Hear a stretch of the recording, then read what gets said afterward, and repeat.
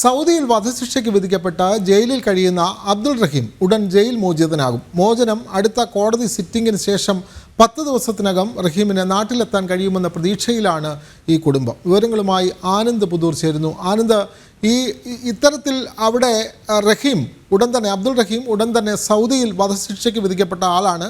അദ്ദേഹം ഉടൻ തന്നെ ജയിൽ മോചിതനാകുമെന്നുള്ള വിവരങ്ങൾ ലഭിക്കുന്നുണ്ടല്ലോ. മോചനത്തിൻ്റെതായിട്ടുള്ള നടപടിക്രമങ്ങൾ എന്നത്തേക്കാണ് പൂർത്തിയാവുക? അദ്ദേഹത്തിന് നാട്ടിലെത്താൻ കഴിയും എന്നുള്ള പ്രതീക്ഷ തന്നെയല്ലേ കുടുംബത്തിനുള്ളത്? ആനന്ദ്. വിനോദ്, ഈ സൗദി പൗരനായ ഈ 15 വയസ്സുകാരൻ കൊല്ലപ്പെട്ട കേസിൽ 18 വർഷമായി ഈ വധശിക്ഷയ്ക്ക് വിധിക്കപ്പെട്ട് സൗദി ജയിലിൽ കഴിയുന്ന ഈ അബ്ദുൾ റഹീമിന്റെ മോചനം ഉടൻ തന്നെ സാധ്യമായേക്കും എന്നാണ് നമുക്ക് അറിയാൻ വേണ്ടി സാധിക്കുന്നത്.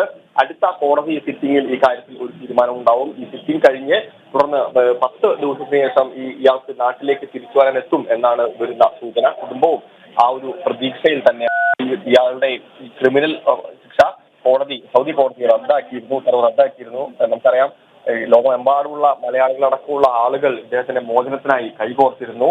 എന്നാൽ 2006 റിയാദിൽ ഡ്രൈവിംഗ് ജോലിക്കെത്തിയ അബ്ദുൾ റഹീമിനെ ഒരു കയ്യബദ്ധത്തിലാണ് അത്തരത്തിലൊരു മരണം, അതായത് കൊലപാതകം സംഭവിച്ചത്. ഇതിനെ തുടർന്ന് തന്നെ പൊതുവെ എല്ലാ മലയാളികളുടെയും അത്തരത്തിലുള്ള ഒരു നല്ല മനസ്സിന്റെ ഭാഗമായി ആ തുക പിരിച്ചെടുത്ത് കോടതിയിൽ കെട്ടിവെച്ചിരുന്നു കുടുംബത്തിന്റെ ആവശ്യപ്രകാരം. എന്തായാലും ഈ അടുത്ത കോടതി സിറ്റിംഗിന് ശേഷം ഒരു 10 ദിവസത്തിനകം തന്നെ ഇയാൾക്ക് തിരിച്ച് നാട്ടിലേക്ക് എത്താനാകുമെന്നാണ് അറിയാൻ വേണ്ടി സാധിക്കുന്നത്.